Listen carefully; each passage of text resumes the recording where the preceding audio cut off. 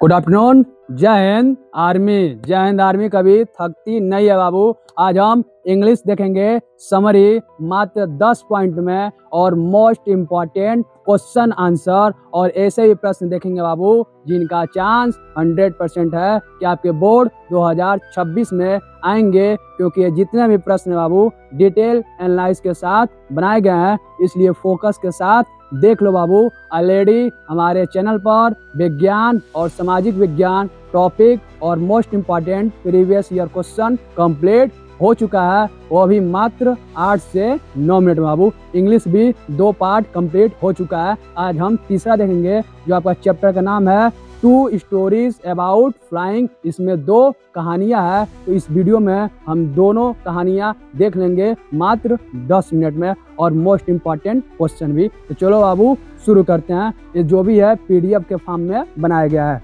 चलो, पहला है हिज फर्स्ट फ्लाइट, यानी उसकी पहली उड़ान। देखो, A young seagull was afraid to fly। एक यंग सीगल है बाबू जो कहाँ उड़ने से डर रहा है, यानी उड़ नहीं रहा है।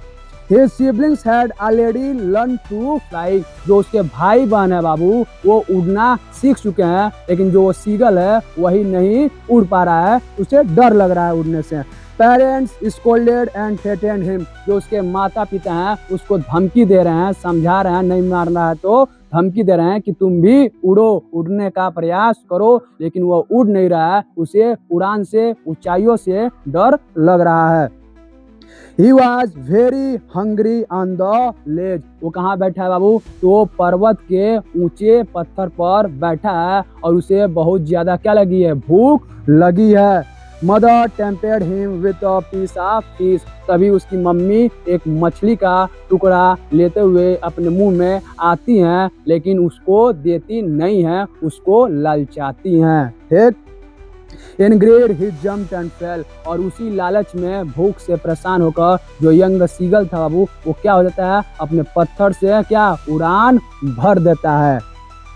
He flapped his wings unknowingly। और अचानक ही अपने आप जो उसका पंख है बाबू खुल जाता है। इस तरह उसकी पहली उड़ान पूरी हो जाती है। He learned flying and felt proud। उसने उड़ना सीख लिया और वो खुश हो गया। जो डर रहा था कि मैं कभी उड़ नहीं पाऊंगा, अचानक उसकी मम्मी ने उसको भूख लगी थी तो ललचाया, उसी के लालच से वो उड़ना सीख लिया। इस तरह उसकी पहली उड़ान सफल हो गई बाबू। चलिए इसका मैसेज देखते हैं, इसका सेंट्रल आइडिया देखते हैं।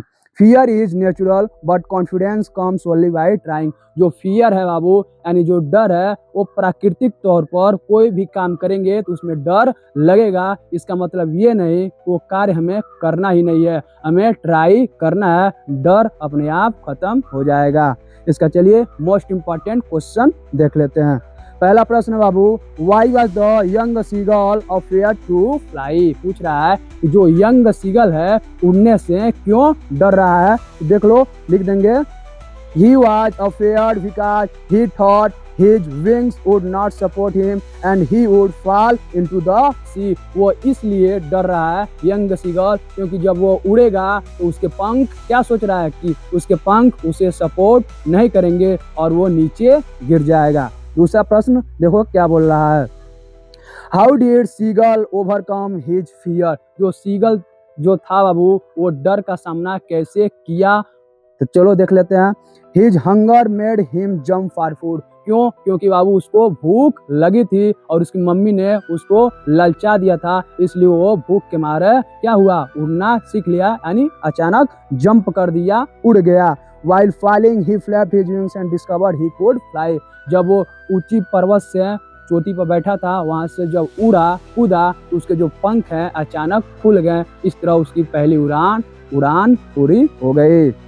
तीसरा प्रश्न है, What role did hunger play in his life। जो भूख है बाबू उसकी जीवन में क्या रोल निभाता है, तो देख लीजिए। Hunger gave him courage and forced him to take his first flight। जो हंगर जो थी बाबू, यानी जो उसकी भूख थी, उसको साहस देती है, उसको हिम्मत देती है कि तुम भी उड़ो। इस तरह वो उड़ता है और इसी तरह उसकी पहली उड़ान कंप्लीट हो जाती है बाबू। Chapter the end.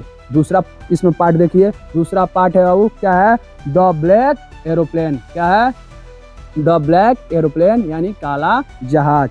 चलिए इसका इस समरी पहले देखते हैं 10 पॉइंट्स में easy way. The pilot was flying from Paris to London. जो पायलट है बाबू वो क्या एक जहाज उड़ा रहा है, कहाँ से, पेरिस से लंदन तक। ठीक। Weather was clear at first. जब वो जहाज उड़ाता है बाबू तो उस समय जो आसमान था एकदम साफ सुथरा था, क्लियर था। अगला देखिए, suddenly dark storm and clouds appeared. अचानक से क्या होता है बाबू कि डार्क क्लाउड यानी घने बादल, आधी तूफान क्या हो जाता है, आ जाता है। His fuel and instruments failed. जब आंधी तूफान आता है बाबू तो उसके जो इंस्ट्रूमेंट है, उसके जो औजार थे वो काम करना बंद कर देते हैं और उसका तेल भी, जहाज का फ्यूल भी खत्म होने लगता है। He saw another black aeroplane। तब तक उसे एक और काली जहाज दिखाई देती है। किसको बाबू, जो जहाज उड़ा रहा था पायलट, उसको एक और काली जहाज दिखाई देती है। The pilot followed it blindly. जो पायलट था वो क्या करता है, उस काली जहाज को ब्लाइंडली यानी आंख मूंद कर विश्वास करता है, क्योंकि आंधी तूफान आने से उसको कुछ दिखाई नहीं दे रहा था और वो रास्ता नहीं खोज पा रहा था कि किधर जाऊं कि मेरा जहाज क्या करेगा, लैंड करेगा। तब तक उसको काली जहाज दिखाई देती है जिसको वो फॉलो कर कर सेफली लैंड कर देता है। ही लैंडेड सेफली ऑन रनवे। और काली जहाज को फॉलो कर कर वो सेफली यानी एयरपोर्ट है उस पर लैंड कर देता है। Control room denied seeing any plane.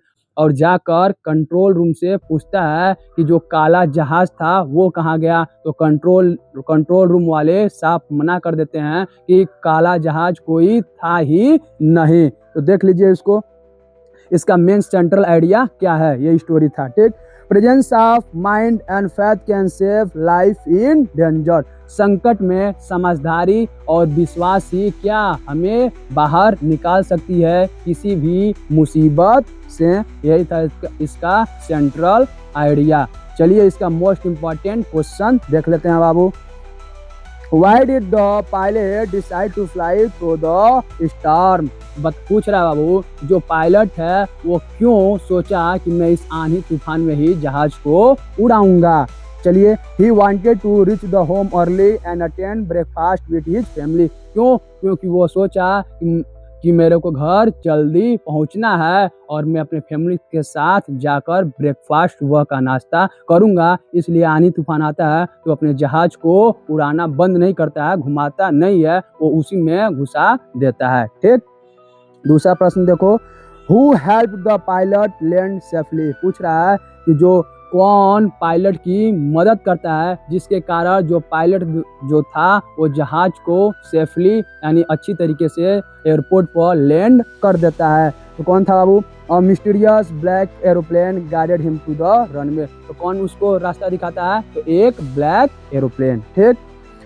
Y is the black aeroplane called mysterious. जो ब्लैक एरोप्लेन है बाबू यानी काला जहाज को मिस्टीरियस क्यों कहा जा रहा है, कि ये एक क्यों मिस्ट्री है। तो देख लीजिए, because no such plane was seen on radar and the control room denied its existence. क्योंकि कोई भी और जहाज उस कंट्रोल रूम वाले के रडार पर नहीं दिखाई दे रहा था, इसलिए वो जो ब्लैक एरोप्लेन थी वो क्या बन गई, एक मिस्ट्री बन गई बाबू। चैप्टर द एंड हो गया। बाकी कहीं भी कोई भी इशू आ रहा है बाबू तुरंत पूछ लीजिए, लेकिन पढ़ाई से पीछे मत हटिए बाबू। इस बार दिखाने का समय है, 90+ लाने का समय है बाबू। आपका बड़ा भाई आपके साथ खड़ा है, जो भी इशू आ रहा है तुरंत पूछिए। मिलता हूँ बाबू आपसे कल शाम 6 बजे।